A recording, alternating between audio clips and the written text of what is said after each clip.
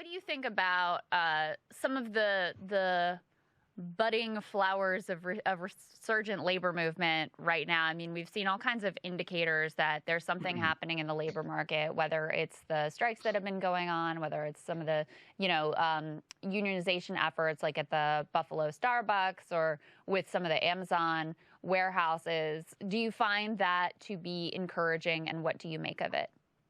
I do. It's very nascent and is very fragile. I will say this. I'm frequently accused of being a class-first leftist, and I don't even really. That's cool at this point. I don't care. I mean, I don't. Welcome to the club.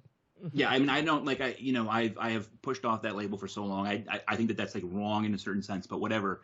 But so why is class first, right? If you're a class first leftist, why do you put class first? Class is first because class alone has the kind of universal across demographic valence that can result in something like a re-empowered labor movement, right? Like a black worker and a Hispanic worker and a white worker and an Asian worker cannot find solidarity via race because they don't share a race, right? A trans and a cis worker cannot find solidarity versus gender because they don't share a gender identity, right? Et cetera, et cetera.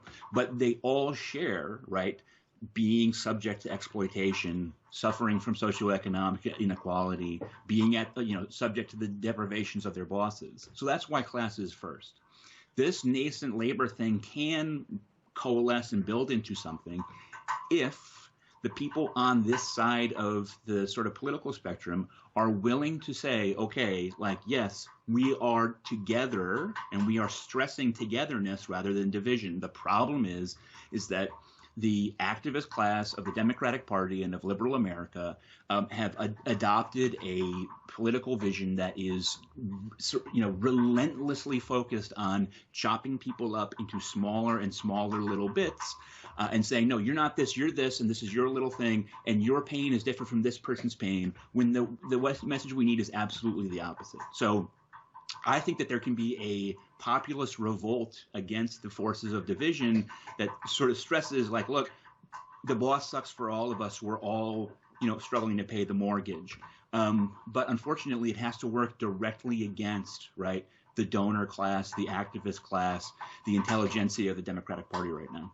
Yeah, I think that's profound. So feel free, Freddie, if you don't want to talk about this, swat it away, no problem whatsoever. But I think you did something pretty brave. You had an acute psychotic episode and bipolar mania, and you're on medication. You did various forms of therapy, including cognitive behavioral therapy and psychoanalytic therapy. First of all, it is brave for you to come out and say that, because most people who go through something like that don't just hide it or they're ashamed of it or whatever. You said, no, this is what happened. This is what I deal with. So I want you to talk a little bit about that and take it in whatever direction you want. Yeah, sure. So, look,